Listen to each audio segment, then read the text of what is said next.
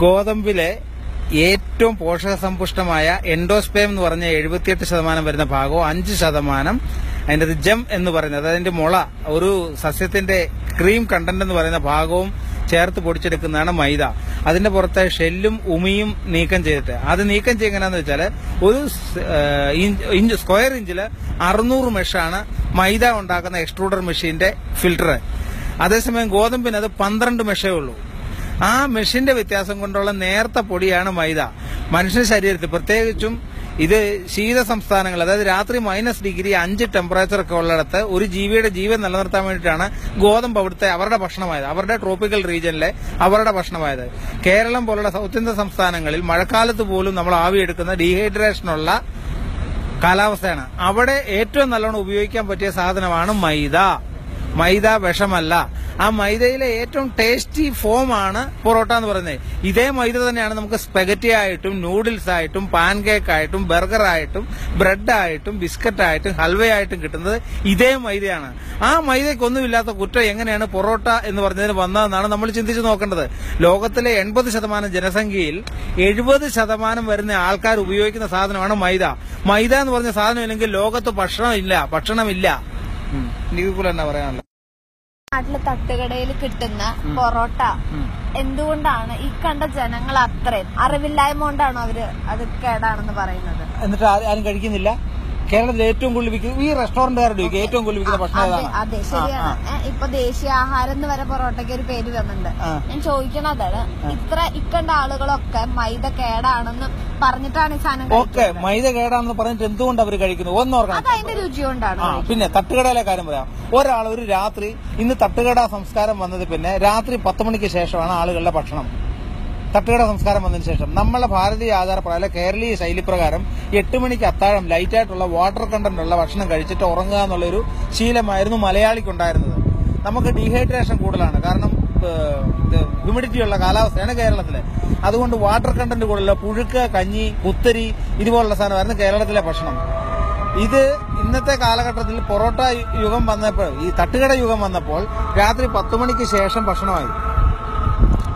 10 മണിക്ക് ശേഷം ഭക്ഷണം. ഈ 10 മണിക്ക് ശേഷമുള്ള 2 പൊറോട്ടയുടെ കൂടെ ഇവർ കഴിക്കുന്നത് 1/2 കോഴി, 2 ഓംലെറ്റ്, ലൈം ജ്യൂസ്, ഇതുകൂട്ട് ബീഫ് ഫ്രൈയുടെ ചാറ്, ബീഫ് കറിയുടെ ചാറ്, ഇത്രയും നോൺ വെജും കൂടെ കൺസ്യൂം ചെയ്യുന്നുണ്ട് ഈ അസമയത്ത്.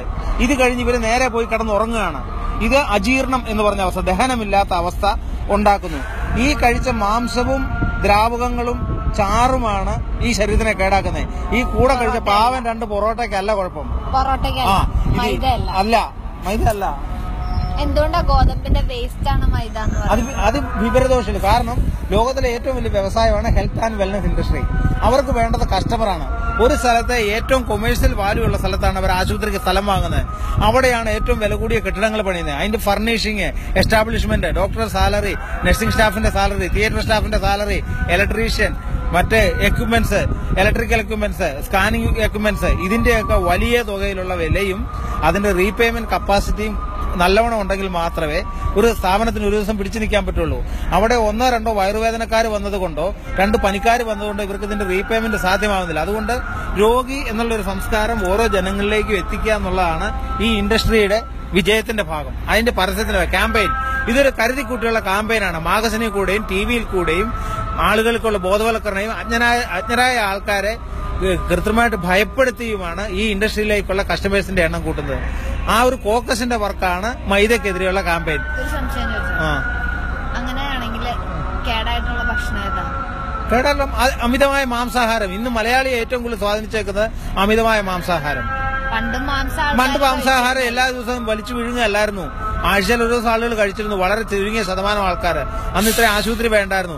ഇന്ന് എല്ലാവരുടെയും ഭക്ഷണത്തിൽ ഫ്രിഡ്ജ് എന്ന് പറഞ്ഞ സാധനം കൂടി വന്നതോടുകൂടി ഒരാഴ്ചത്തേക്കുള്ള മാംസവും മത്സ്യവും ഒരുമിച്ച് കൺസ്യൂം ചെയ്ത് പിന്നെയും ചൂടാക്കി കഴിക്കുന്ന സംസ്കാരത്തിലേക്ക് പോയി. പുനഃപക്വം വിഷോപമം എന്നാണ് ശാസ്ത്രം പറഞ്ഞത്.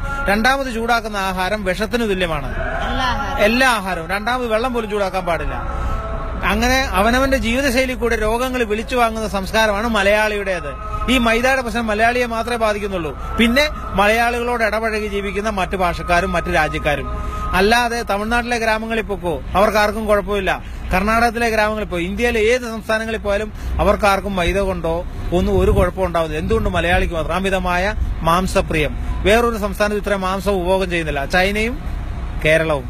അപ്പൊ ഡെയിലി പൊറോട്ട സാമ്പാറും കഴിച്ചാൽ അസുഖമൊന്നും വരില്ല എന്നാണ് ഡോക്ടർ പറയണത്.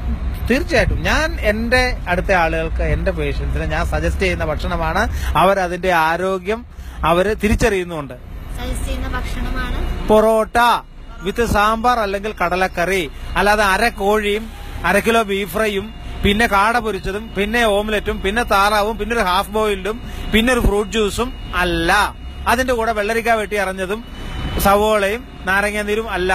നമ്മളുടെ കേരളത്തിലെ ഭക്ഷണശൈലിയിലും കേരളത്തിലെ കാലാവസ്ഥയിലും വേവിക്കാത്ത, അതായത് റോ വെജിറ്റബിൾസ്, നമ്മൾ പറയുന്ന സലാഡ്സ് നമ്മളെ സംസ്കാരത്തിലില്ല. നമ്മുടെ അപ്പനോ വല്യപ്പനോ വല്യമ്മയോ ഒന്നും സാലഡ് കഴിച്ച് ജീവിച്ചവരല്ല.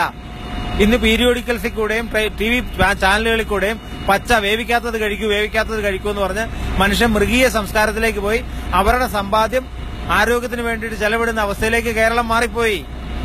ഉള്ള സമ്പാദ്യം പിശുക്കി ഉണ്ടാക്കും. ഒരാൾക്ക് പച്ചവെള്ളം കൊടുക്കില്ല, ഒരാൾക്ക് ചെലവ് ചെയ്യില്ല. അവസാനം ഇതെല്ലാം കൊണ്ട് കിഡ്നി മാറി വെച്ചു, മുട്ടിയാരട്ട മാറി, ഹൃദയം മാറി, വയറിന് കൊളൈറ്റീസിന് ഓപ്പറേറ്റ് ചെയ്തും അവരുടെ ജീവിതം നാശം കാണുന്നു. ഒരു പ്രായമാകുമ്പോൾ ഇതൊന്നും കഴിക്കാൻ മേലാത്ത അവസ്ഥയിലോട്ടും പോകുന്നു.